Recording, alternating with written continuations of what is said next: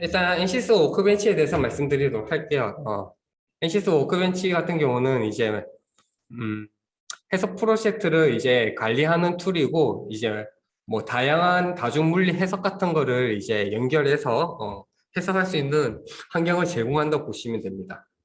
예를 들면은 이제 뭐 구조 해석과 뭐 유체 해석을 같이 연성을 시켜서 푼다든지 혹은 뭐 반도체나 그런 쪽 같은 경우는 반도체 제품의 전류가 흐르면서 이제 줄 히팅이 발생하죠. 그 효과로 인해서 이제 외부에 쿨링을 하게 되면 유동장을 통해서 냉각을 하게 될 거고, 그 냉각을 하더라도 이제 구리도선이나 뭐 어떤 반도체 제품의 온도가 어느 정도 올라가게 되면은 멜팅이 될 수도 있어요. 그 멜팅이 안 되는 온도가 얼마인지 그거 보는 목적일 수도 있고, 아니면 열응력에 대한 그런 결과를 보는 목적, 그런 쪽으로 뭐 다중물리 해석으로도 요즘 좀 많이 푸는 추세입니다. 그리고 이제 워크벤치에서는 이제 뭐 해석 프로젝트의 기능 관리를 뭐 보거나 아니면은 뭐 파일을 또 따로 관리할 수가 있어요. 그 다음에 또 특징 중에 하나의 큰 장점이 이제 우리 해석이 아니라 어찌 보면 설계에 가깝다고 해야 되죠. 최적 설계 같은 걸로 해서 이제 뭐 여러 개의 매개 변수를 활용하여 뭐 실험 계획법을 세우고 거기서 뭐 반응 표면법을 이용하여 그 유전자 알고리즘 같은 그런 프로세스를 통해 이제 최적 설계를 최적 설계를 할 수도 있죠. 그런 부분에 좀 자세하게 말씀드리도록 할게요. 요즘 트렌드가 어떻게 흘러가는지. 그래서 NCS 워크벤치 같은 경우는 이제 프로젝트를 아주 편리하게 제공하고 있어요. 네, 보면은 지금 왼쪽 상단에 보시면은 이제 구조 해석이 있고, 그 다음에 진동 해석의 가장 기본이 모달 해석이라는 게 있어요. 고유 진동수 해석이라 해서. 그래서 스태틱 해석을 해서 맨 처음에 응력이나 변형을 계산하고, 그 이제 변형된 형상 자체랑 이제 내부적인 이제 응력 상태를 모달 해석에 데이터를 전송을 해줍니다. 그리고 그 상태에서 고유 진동수를 점검하는 해석이 됩니다. 보통 모달 해석 같은 경우는 옛날 같은 경우에는 뭐 구조 해석 없이 그냥 바로 모달 해석 수행을 하였습니다. 근데 이제 좀 더 정밀한 해석을 위해서 실제로 뭐 예를 들면은 교량이나 그런 게 있는데 그 교량이 자중을 받지 않습니까? 그러면은 그 자중에 의해서 압축력이 발생하게 되면은 그 부재 내에 그 압축력에 의한 강성이 변하게 돼요. 그러면 강성이 변하게 되면은 고유 진동수는 이제 질량과 강성에 대한 비로 이제 계산이 될 텐데 고유 주기가 좀 더 늘어나는 현상이 나타나겠죠. 왜냐하면은 그 고유 진동수 오메가는 루트 n분의 k인데 k 값이 줄어들게 되니까 그런 효과까지 고려하는 해석이 좀 많이 요즘 보편화되어 있고요. 그 다음에 오른쪽 상단에 보시면 이제 이거는 파라미터 스터디라고 해서 내가 매개 변수를 여러 개를 입력해서 예를 들면 내가 하중을 100N을 넣어보고 1000N을 넣어보고 혹은 A라는 재료를 써보고 B라는 재료를 써보고 뭐 이런 식으로 해서 변수를 바꿔가면서 어떠한 이제 반응을 나타내는지 그런 분석을 하는 해석 방법도 제공합니다. 그리고 지금 왼쪽 하단에 보시면은 이제 좀 뭐랄까요, 외부 데이터를 이제 불러와요. NCS에서 이제 모델링을 하지 않고 뭐 타사 프로그램 뭐 하이퍼 메쉬라든지 안사나 그런 유한요소 모델을 생성해서 워크벤치로 불러온 다음에 그 모델 유한요소 모델을 기반으로 정적 해석을 수행하고 그 다음에 얘를 이제 모델을 공유해서 모달 해석을 하고 이 모달 해석을 기반으로 해서 이제 내신 해석이라고 하죠. 리스폰스 스펙트럼 주로 이쪽을 많이 하는데 그렇게 프로젝트를 관리하는 것도 제공해주고 있습니다. 그리고 오른쪽 하단 같은 경우는 이제 커플링 시스템이라고 해서 가장 커플링이라면 연성 해석인데 가장 널리 많이 예전부터 해오던 게 구조 유체 연성 해석이라고 해서 이제 FSI라고 하죠. 네. Fluid Structure Interaction이라고 해서 구조의 이제 변형과 아니면은 유체의 그 외부에 대한 압력장이나 온도장을 같이 섞어서 푼 해석이라고 보면 됩니다. 그래서 뭐 FSI 같은 거는 뭐 1A냐 2A냐 그런 내용이 있긴 있는데 그건 이제 뭐 고급 교육 과정 가시면은 그때 참고하시면 될 것 같고 지금은 생략하도록 하겠습니다.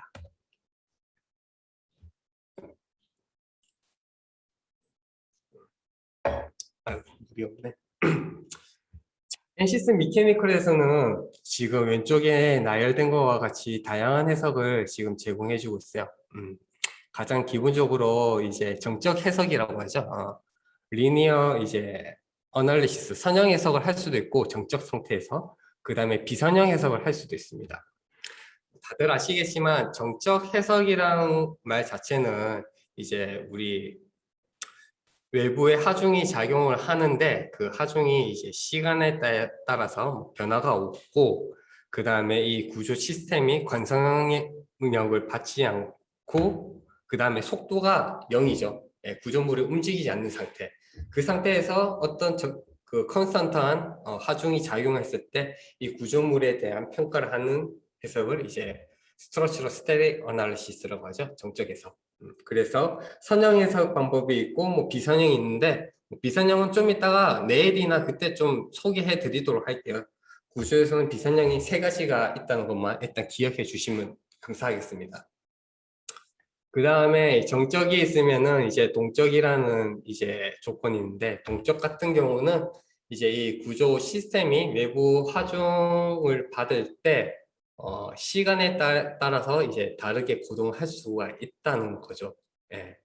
그런 해석을 다루는 게 이제 다이나믹 해석이라고 하고 가장 기본으로 하는 게 고유 진동수 해석이 있고 어떤 조화 가진 어떤 주파수로 계속 하중이 들어왔을 때 분석하는 하모니 해석 주로 이제 주파수 응답 함수를 평가하죠. FRF라는 그런 걸 평가하는 해석이 되겠고 리스폰스 스펙트럼 같은 경우는 주로 대부분 내신 해석에 거의 많이 쓰여요. 네, 내신 해석에 많이 쓰이고 조금 뭐 특수한 케이스로 충격 그 해석 같은 곳에도 쓰이지만 근본적으로는 거의 내신 해석이 주다라는 거 아시면 되겠습니다.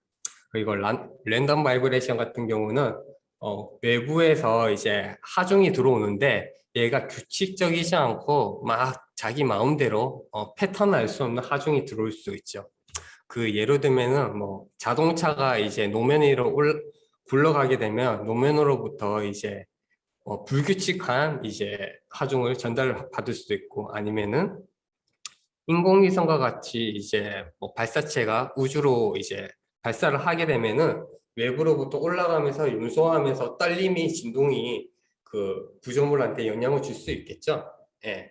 그런 불규칙한 하중에 대해서 이제 확률적인 분석을 통해 이제 평가하는 랜덤 바이브레이션이 있다고 하시면 되겠고요. 그 다음에 트랜지언트 같은 경우는 이제 우리 내일 한번 설명드리도록 할게요. 뉴턴의 운동 방정식을 이제 시간에 따라서 시간적 푼 통해서 다 푸는 해석을 이제 트랜지언트 해석이라고 하는데요. 그 트랜지언트 해석도 이제 선형적으로 풀 수가 있고 이제 비선형으로 풀 수가 있습니다. 이 두 개 차이점도 이제 내일 한번 좀 말씀드리고 좀 간단하게 소개해드리자면은 리니어 같은 경우는 이제 뭐 진동학 배우신 분들은 알 거예요. 모두 슈퍼포지션이라고 해서 모두 중첩법이라고 하죠. 네, 그래서 모달 해석을 통해 그 데이터를 이용해서 푸는 방법이라고 보시면 됩니다. 그 다음에 리지드 다이내믹스 같은 경우는 우리 강체 동력학이라고 해요. 얘의 특징은 이제 우리 뉴턴 운동 방정식이 이제 ms 더블 닷 플러스 cs 닷 플러스 kx 해서 관성력과 감쇄력과 이제 탄성력 그게 이제 알짜인 외부 하중과 같다는 게 뉴턴 운동 방정식이잖아요. 거기서 이제 우리가 감쇄를 고려하지 않고 그 다음에 모든 이제 구조물을 이제 강체 그러니까 탄성을 고려하지 않는다. 그랬을 때는 이제 K가 날아가고 C가 날아가서 우리가 흔히 잘 아는 F는 MA 그걸 푸는 거 이제 강체 동력학이라고 합니다. 예. 그래서 우리가 대학 다닐 때 정력학 동력학 배우잖아요. 그 뭐 학부 1학년이나 뭐 2학년 때 배울 텐데 그때 배우는 동력학 자체가 강체 동력학이라고 보시면 돼요. 물체가 운동을 하면서 변형을 하지 않는 그런 조건품. 그리고 그다음에 이제 열에서 서머 어널리시스가 있는데 얘도 이제 정상 상태가 있고 비정상 상태, 과도 해석이라는 게 있죠. 근데 저희는 아마 스테디 스테이트만 다룰 것 같아요. 트랜지언트나 non-linearity에 대한 이제 열 해석도 고급 과정으로 빠진다는 거 참고해 주시면 되겠습니다. 그 외로 이제 뭐 일렉트리컬 뭐 어널리시스나 아니면 매그네틱 뭐전그 뭐죠? 정자기장 그런 해석도 같이 포함이 되어 있는데 보통 이제 전자기 해석 같은 경우는 요즘 아마 교육이 잡혀 있을 거예요. 맥스웰로 마지막에 잡혀 있는데 구조에서 쓰는 거는 이제 그냥 전류를 주고 이제 그 보는 목적이 전류나 아니면 포텐셜 차를 주었을 때 그 금속이나 그런 구조물들에 발생하는 이제 발열량, 이제 파워 I 제곱 R이 되겠죠. 그런 줄 히팅 뭐 그런 거에 의한 열적인 그런 결과를 보는 게 목적이라 보시면 됩니다.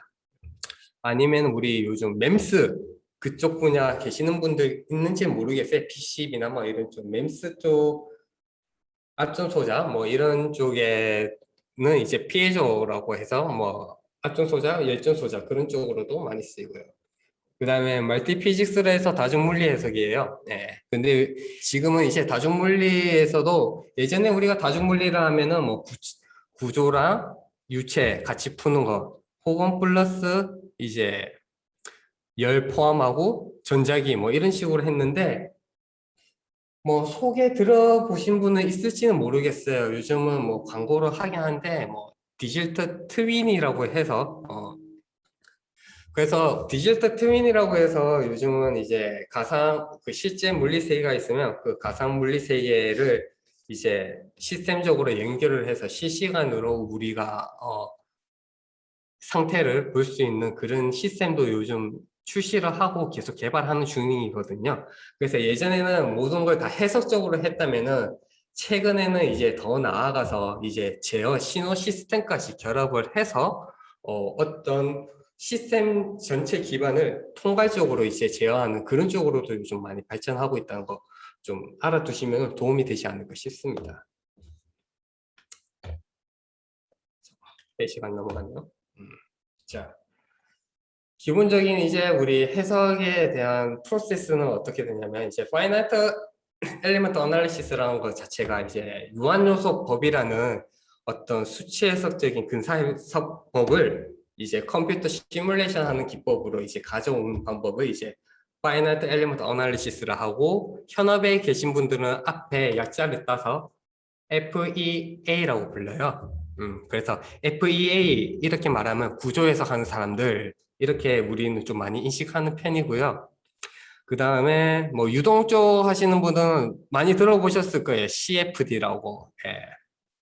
뭐 플루이드, 컴퓨테이셔널 플루이드 다이내믹스라고 하죠. 전산 유체 역학 그쪽 부분이 있고 하여튼 이제 FEA 같은 경우는 뭐 유한요소법이라고 해서 이것도 좀 원래 설명드리고 왔어야 됐는데 시간 관계에서 못했는데 어떤 F는 KX라는 뭐 그런 스프링 시스템 그런 이제 개념 컨셉을 이용해서 모든 모델을 구성하는 방식이라고 생각하시면 됩니다.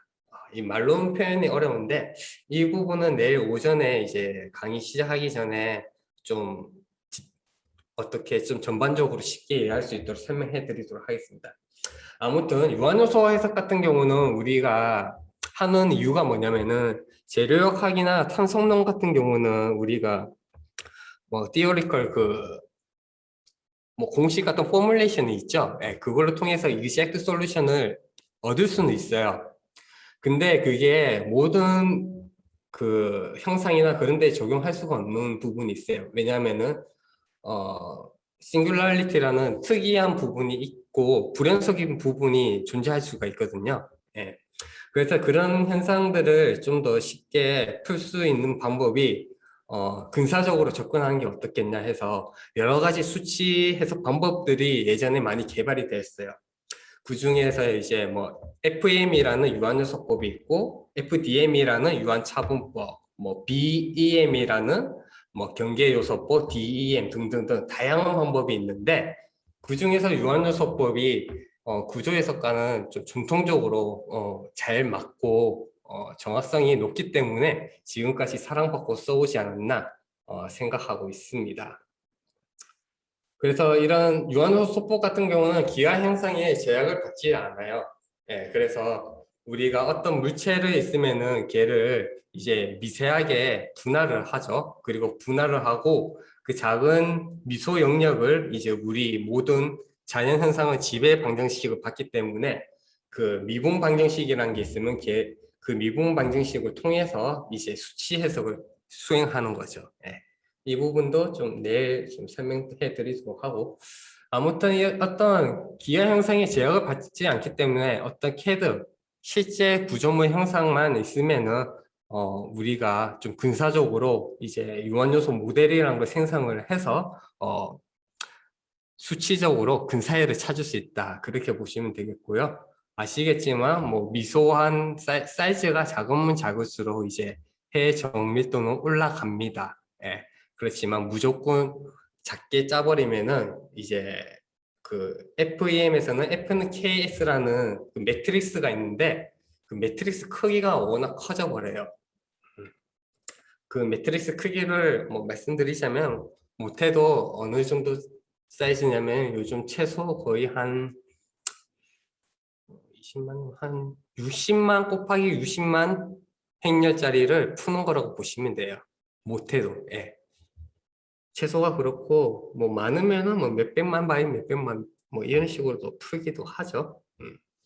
그렇기 때문에 옛날에는 이 유한요소법이 각광받지는 못했어요. 근데 이제 70년대부터 이제 컴퓨팅 속도가 좀 증가하고 그때 인텔사에서 이제 뭐 모어의 법칙 그런 걸 통해서 이제 CPU의 발전 속도가 급속도로 2배씩 증가하게 되죠. 그러면서 이제 산업적으로도 많이 퍼져서 지금 우리 같은 이제 엔지니어들도 사용하고 있고 이론은 50년대나 60년대부터 나왔고 최초로 사용된 거는 이 유한요소법이 어디에 사용됐냐면은 우주항공에 먼저 사용되었어요. 이 나사에서 이제 발사체를 발사할 때 구조적으로 안정성을 검토하기 위해서 이제 실제적으로 전산적으로 이제 프로그래밍을 해서 만들었고요. 그걸 이제 오픈 소스를 따서 이제 공개를 했어요, 나중에.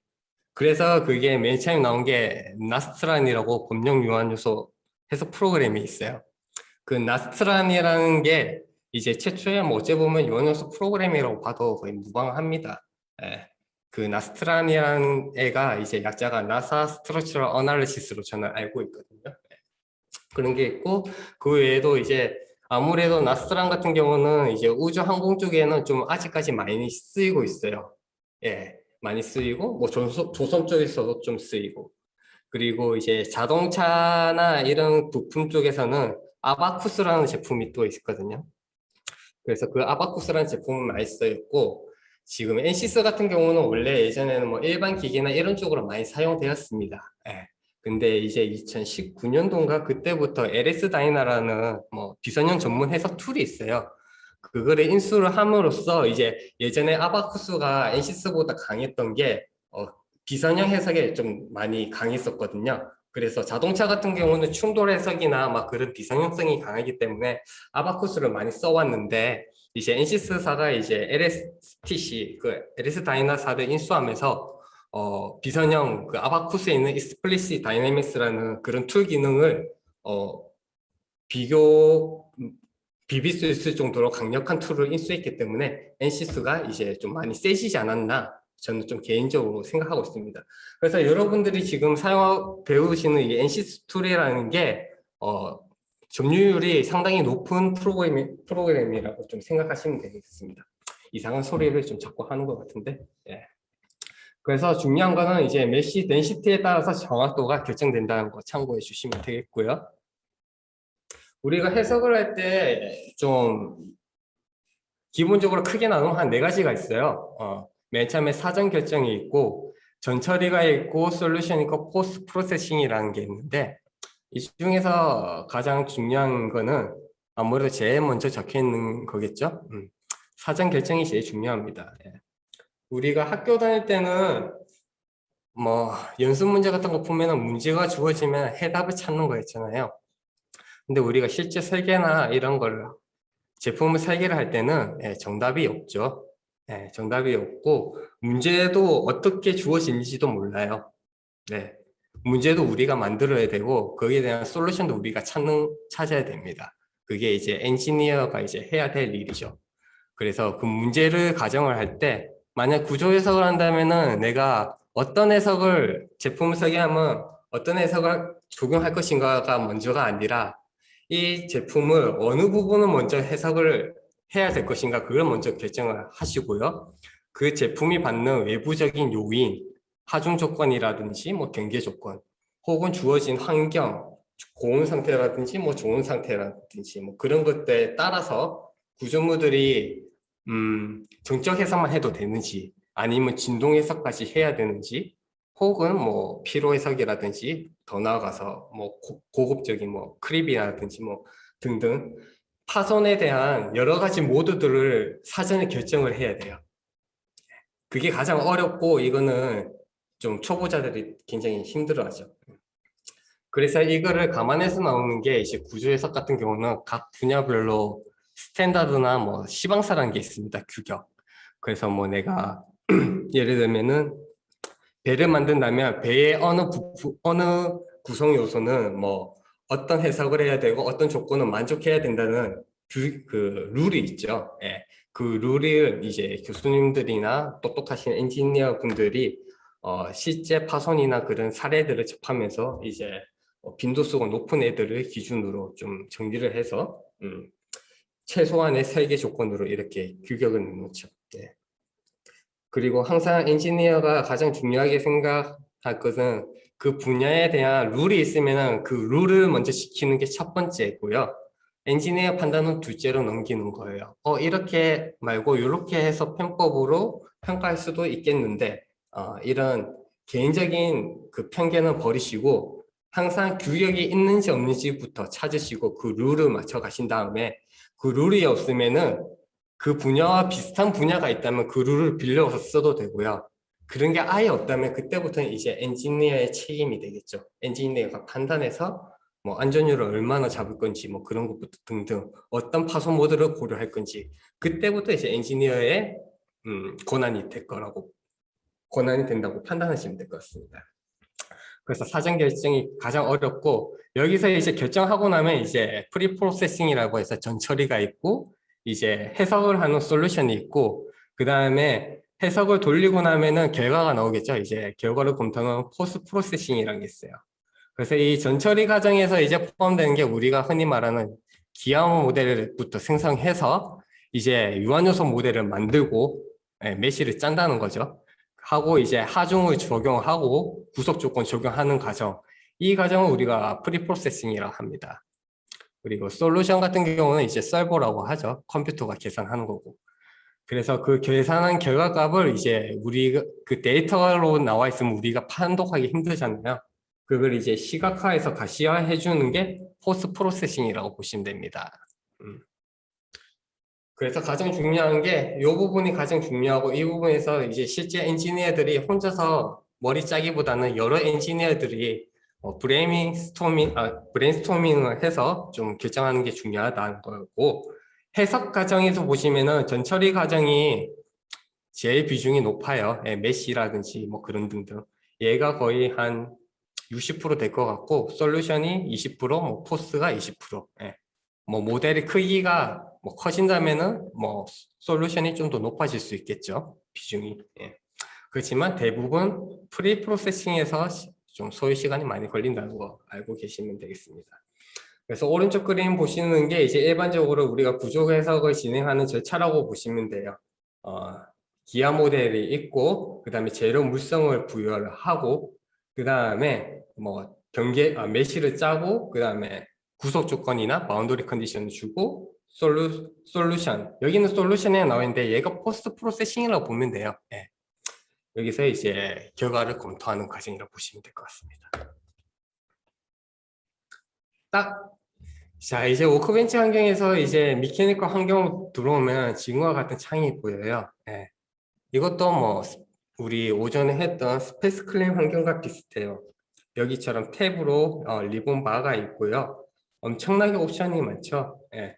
요 탭을 하나 누를 때마다 여기 있는 기능들이 다 바뀝니다. 예. 그거는 이제 뭐 내일 실제 실습하면서 한번 경험해 보도록 하겠고요. 여기 보면 뭐 빠른 시작 뭐 이런 거 등등 있는데 지금 소개하지 않겠습니다. 말해봤자 실습해봐야 아는 거기 때문에 이런 폼이 있다는 거 기억만 해주시면 될 것 같아요. 자, 이거는 워크벤치 환경이고요. 워크벤치 창을 여시면은 이제 가장 기본적으로 워크벤치 잠시만요.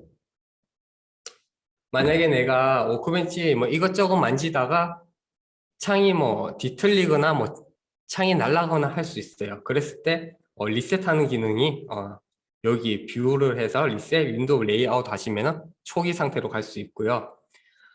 여기는 이제 워크벤치 환경이고 미케니컬도 있습니다. 미케니컬 환경 안에서도 여기 리셋 레이아웃이 있기 때문에 얘를 클릭하시면 원래 초기에 있었던 GUI 환경으로 세팅할 수 있다는 거 알고 계시면 될 것 같아요.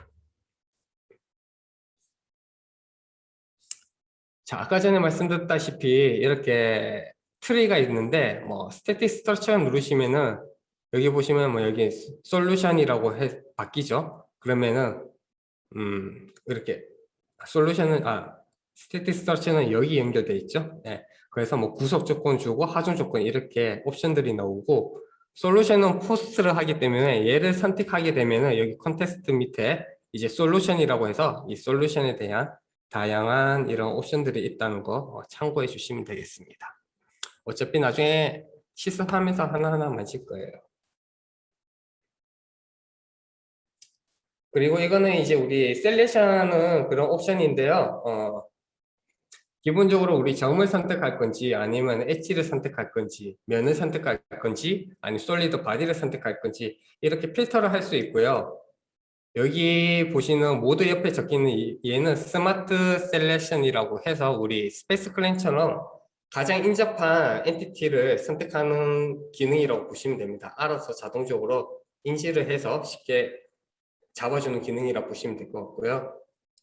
옆에 보시는 이 세 개 같은 경우는 이제 뭐 절점 노드 선택하는 거와 이제 그 페이스 표면에 붙어 있는 그 노드라든지 뭐 엘리먼트를 셀렉트하는 기능이고 얘는 이제 메시 격자가 생성되었을 때 얘가 이제 쓸 수 있다는 거 참고하시면 되겠고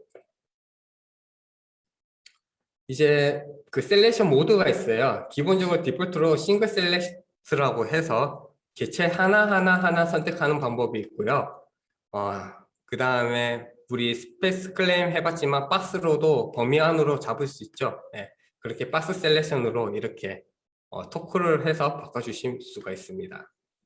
그리고 메시를 짜고 나시면은 이제 뭐 라쏘라든지 뭐 이런 걸 통해서 특정 부분 노드나 엘리먼트 선택할 수 있다는 거 참고하시면 될 것 같아요. 네, 이거 같은 경우는 이제 우리 기아 모델이 이렇게 뭐 조인트로 연결되어 있는데 제가 요 안쪽에 있는 면을 선택하고 싶어요. 근데 지금 이렇게 따닥 붙어 있기 때문에 셀렉트하기 힘들죠. 그래서 요 앞쪽에 면을 선택하게 되면은 그 뒤에 하이드 되어 있는 레이어들이 떠요. 지금 여기 빨간색으로 큰 빨간색 안에 첫 번째 윈도우 창 있죠. 여기 편의4변형 얘가 빨간색 되어 있는 게 제일 앞에 있는 면이라는 거예요. 그 뒤에 면을 보고 싶다면은 그 뒤에 얘를 체크하면 되고 순서대로 누르면은 이 선택되는 페이스가 이렇게 뒤로 이동하게 된다는 걸 참고하시면 될 것 같습니다.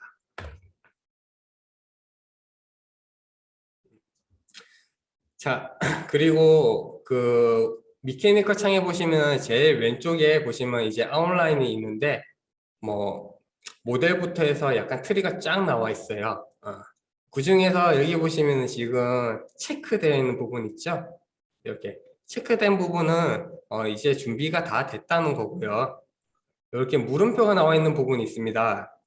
얘는 아무것도 지금 조건이 부여 안 됐다는 거예요. 그래서 뭐 경계 조건이라든지 하중 조건 그게 아직 부여 안 된 상태라고 보시면 될 것 같고, 이 번개 표시는 아직 해석이 진행 안 된 상태이기 때문에 해석이 진행을 해야 그 결과가 업데이트 된다는 거 참고하시면 되겠습니다. 자세한 내용은 뒤에 이제 어펜디스 1.2에 있으니까 시간 나실 때 한번 보시면 될 것 같아요. 그리고 이제 우리가 뭐 예를 들어서 뭐 어떤 구속 조건이나 하중 조건을 넣게 됐을 때 그에 대한 디테일 창이 있어요.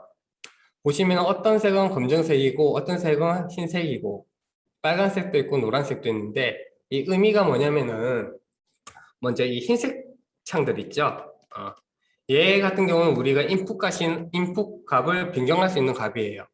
뭐 예를 들어서 지금 데피니션 보면 타입의 equivalent stress가 되어 있는데, 얘를 클릭해서 뭐 최대 주응력을 보고 싶다, 그렇게 하면 maximum principal stress를 선택할 수 있고요. 그리고 지금 옐로우 돼 있는 거는 필수적으로 입력해야 되는 값이 아직 안 들어왔다는 거예요. 예. 이랬을 때 이렇게 물음표가 뜨는 겁니다. 예. 그래서 이 값이 들어가지 않으면 해석이 진행이 안 되는 거예요. 필수적으로 입력돼야 되는 값이고요. 그리고 그레이 필드 같은 경우는 여기 회색깔 보이죠? 네. 얘는 우리가 선택하거나 바꿀 수 없어요. 그 정보만 보여주는 거예요. 네. 그래서 지금 뭐 지오메트리 전체 바디를 선택돼 있고, 뭐 방법은 뭐 지오메트리 셀렉션을 선택했다, 클릭해서 못 바꾼 상태입니다. 그 리저트 보시면은 뭐 스트레스가 뭐 7.0986 메가파스칼 나왔는데, 결과값을 내가 뭐 숫자 더블 클릭해서 바꿀 수는 없잖아요. 예. 그래서 정보 데이터만 제공해 준다 보시면 되고, 빨간색 데이터 같은 경우는 언제 발생하냐면은 내가 해석을 다 돌렸어요. 그러면 우리가 포스 과정에서 응력값을 확인할 수가 있겠죠. 근데 내가 메시를 바꾼다거나 그 하위 트리에서 뭐 해석에서 하중 조건 바꾼다든지 아니면 구속 조건 바꾼다든지 혹은 뭐 메시를 바꾼다든지 뭐 재료로 바꾼다든지 모델이 바뀐다든지 하나라도 바뀌면은 얘가 빨간색이 바뀌어요. 왜냐면은 이전 데이터가 조건이 바뀌었기 때문에 이 데이터는 더 이상 쓸모가 없다고 표시해 주는 겁니다. 그래서 정확한 값을 보고 싶으면은 재해석을 다시 해야 됩니다.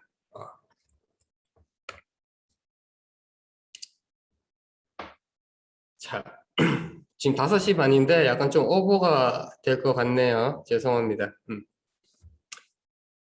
예지는 아마 내일 해야 될 것 같아요. 예. 자, 에러가 발생할 경우에는 지금과 같이 이제 쇼 에러 누르면은 아래와 같이 에러를 이제 확인할 수가 있어요. 예. 그래서 항상 우리가 서버 돌리고 났을 때 뭐 빨간 딱지가 뜨면은 요 쇼 에러를 해서 원인이 뭔지 항상 분석하는 거, 이거 좀 자주 습관을 들으셔야 되고요. 지금 같은 경우는 이게 물음표가 되는 게 아무런 경계 조건이 안 들어간 상태에서 해석을 돌렸기 때문에 이런 에러가 나온 겁니다.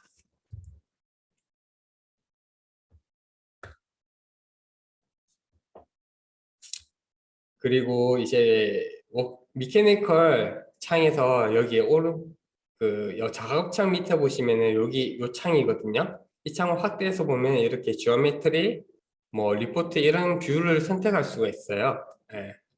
이거는 뭐 이런 기능이 있다는 것만 참고해 주시면 될 것 같아요. 우리 실무에서는 거의 쓰지 않습니다. 예. 거의 다 뭐 결과가 있으면은 그 이미지 캡처하는 기능이 따로 있거든요. 그거를 해서 뭐 JPG 파일로 저장을 하고 자기만의 보고서나 PPT를 만들죠. 대부분 포맷이 있기 때문에. 근데 에이지스에서 뭐 이렇게 뭐 제공해 준다는 거 참고만 하시면 될 것 같아요. 그다음 워크시트라는 게 있는데, 이거는 이제 우리 엑셀처럼 스프레드시트로 모든 여러 가지 데이터를 한눈에 볼 수 있게 제공하는 그런 기능이라고 보시면 됩니다. 뭐 예를 들어서 내가 지금 같은 경우는 뭐 접촉이라는 그런 기능을 지금 워크시트로 열은 그 화면인데요. 뭐 지금 접촉을 한 그 이름들과 뭐 조건, 그 다음에 어느 면과 어느 면이 했고 어떤 방법을 적용했는지 등등 상세하게 이렇게 나타나는 걸 볼 수 있습니다. 혹은 뭐 모델을 지오메트리 선택하고 워크시트 하면은 그 각각의 바디나 이제 서피스 그런 애들에 대한 뭐 메스라든지 뭐 센트로이드 등등 그런 정보도 나타난다는 거 참고해 하시면 될 것 같아요. 뭐 내 실습 때만 한번 해보도록 하죠. 그리고 이 워크시트 창에서 내가 다시 작업 환경으로 가고 싶으면은 여기 지오메트리에 클릭해 주시면 작업 환경으로 바뀐다는 거 참고해 주세요. 자, 이거는 단축키인데 내가 어떤 개체를 선택해서 하이드를 하고 싶거나 아니면은 뭐 면을 하이드하고 싶거나 그럴 때 하는 기능인데 개체를 선택을 하고 오른쪽 마우스 누르면은 이런 기능이 나옵니다. 예. 혹은 내가 어떤 특정 부분을 이름을 지정을 해서 컴포넌트를 아까 전에 컴포넌트 아시죠? 스페이스 클레임 그런 것처럼 그룹화하는 기능도 적용할 수 있다는 거 참고하시면 되겠고 이런 네임드 셀렉션을 좀 많이 쓰는 기능이거든요. 예. 얘는 이제 나중에 따로 예제가 있으니까 그 참고하시면 됐고 많이 나오니까 익숙해지실 거예요. 그리고 이런 단축키 같은 것도 참고해 주시면 좋을 것 같아요. 바디를 숨기는 거는 클릭하고 F9 하면은 숨겨지고요. 전체 보기 같은 다시 숨겨진 걸 전체 뭐 셀렉트 하겠다. 그랬을 때 컨트롤 A 하면은 현재 활성화된 엔티티에 대해서 전체 선택을 해주고 그 다음에 뭐 Shift F9 하면은 전체 보기로 뭐 바뀌고 그런 단축키가 있습니다. 여기 보이시죠? 네.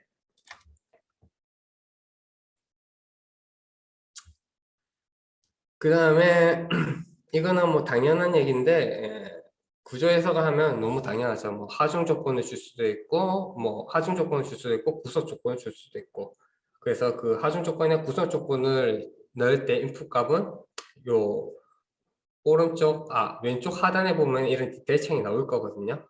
이거는 실습하면서 한번 다뤄보도록 하겠습니다. 음. 어떤 뭐 하중 같은 것도 이게 적용하는 방법이 좀 다양한 게 있는데 두 가지 방법이 있어요. 뭐 크게 말하면 예를 들어서 내가 폴스를 넣겠다 하면은 이 지금 홀에 있는 면을 잡았죠. 여기서 폴스를 넣었을 때 벡터 방식으로 넣을 수도 있고요. 벡터 방식으로 넣을 수도 있고 아니면은 얘를 성분 분해를 해서 컴포넌트별로도 적용할 수가 있습니다. 이 하중 적용하는 거는 나중에 우리 예시할 때 충분히 많이 할 거니까 그때 보도록 하죠.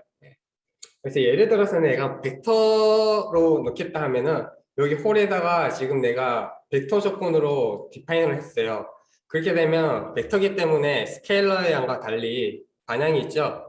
그렇기 때문에 디렉션을 설정해 줄 수가 있어요. 그래서 레퍼런스 디렉션은 그 디렉션은 이런 엣지 같은 걸 잡아서 이쪽 방향, 저쪽 방향 선택할 수 있고 내가 반대 방향 놓고 싶다 하면은 이렇게 반전시키는 아이콘이 밑에 자동으로 뜨거든요. 얘를 클릭해 주시면은 이 화살표 방향이 반대로 이 하중이 반대로 바뀌는 걸 확인할 수가 있습니다.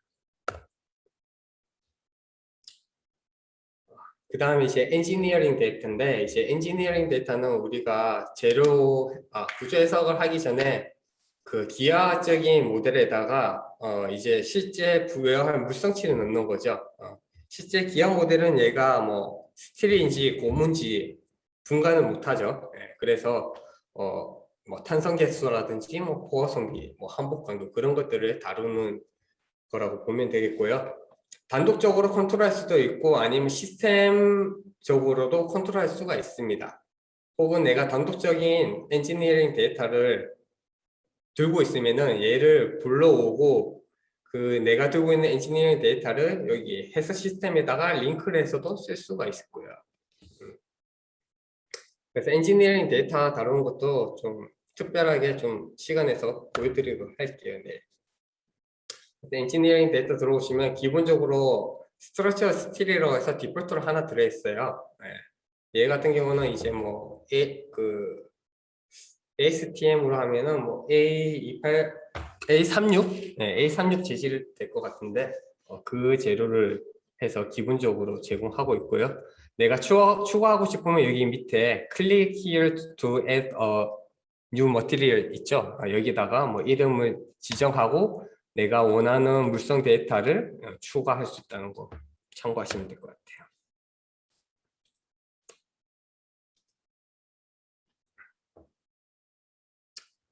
그 다음에 이제 보시면은 여기 보시면 이제 이 지금 필터 엔지니어링 데이터는 내가 물성을 넣는 것이고요. 옆에 보시면 엔지니어링 데이터 소스라고 있어요.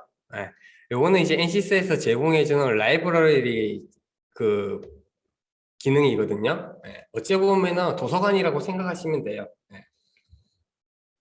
그래서 이제 데이터 소스 쪽에 들어오시면은 NCS에서 기본적으로 제공하는 데이터 혹은 비선형 재료 데이터를 이렇게 책장처럼 만들어 주시고 뭐 내가 제너럴 머티리얼 클릭하면은 이 제너럴 머티리얼에 대한 여러 개의 그 재료들을 아래와 같이 컴포넌트로 제공합니다. 뭐 탄소광부터 해서 뭐 서스 그다음에 폴리에틸렌 등등 뭐 다양한 게 있으니까 그걸 해서 내가 요 엔지니어링 데이터의 소스를 쓰겠다 하면 여기 플러스가 있는데 얘를 체크하면은 이제 다시 필터로 여기 엔지니어링 데이터 필터로 왔을 때 여기 하나 새로 추가된 걸 확인할 수 있을 거예요. 이건 뭐 실습할 때 한번 해보도록 하죠. 네. 그리고 내가 뭐 여기다가 새로 아까 전에 말씀드렸죠. 머테리얼 이름을 지정한 다음에 탄성 계수를 뭐 잡아서 드라그 해주시면은 여기에 이제 이 뉴 머테리얼이라는 그 재료에다가 내가 새로운 물성을 부여할 수 있는 뭐 그런 기능입니다. 이런 거는 직접 해봐야 알아요. 네. 그리고 내가 머티리얼을 만들고 나면은 이 머티리얼을 내가 자주 쓰는 뭐 재료라면 매번 입력하기 귀찮을 수가 있잖아요. 그래서 이 머티리얼 데이터 자체를 익스포트해서 개인 소장하고 다닐 수 있고요. 내가 만약에 다른 PC에서 한다. 그러면은 이 익스포트한 데이터만 있으면 언제든지 임포트해서 바로 끌어올 수 있는 그런 기능도 제공한다는 거 알고 계시면 될 것 같습니다. 이거 실습할 때 한번 보여드릴게요. 그래서 뭐 임포트, 익스포트 있다는 거 참고해 주시면 될 것 같고요. 자세한 거는 실습해봐야 하니까.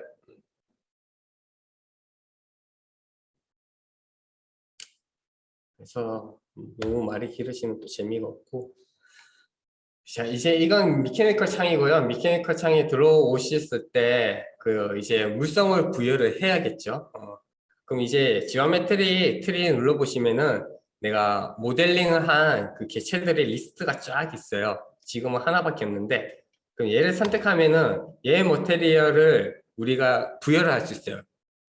기본적으로 우리 디폴트로 되어 있는 스트럭처 스틸로 되어 있을 거예요. 근데 여기 화살표 누르면은 여기 보시는 바와 같이 내가 엔지니어링 데이터에 뭐 생성하거나 추가한 게 있으면은 밑에 이렇게 추가적으로 나오거든요. 그래서 얘를 뭐 클릭하면은 이제 얘는 이제 더 이상 스트럭처 스틸이 아니라 알루미나로 이렇게 적용할 수 있다는 거고 엔지니어링 데이터에 그 데이터가 없다면은 미리 지정하지 않았다면은 여기서 검색해서 바로 찾아서 추가해서 넣을 수 있다는 것도 참고하시면 될 것 같아요. 자, 여기까지 해서 이제 인트로덕션을 좀 소개를 해드렸고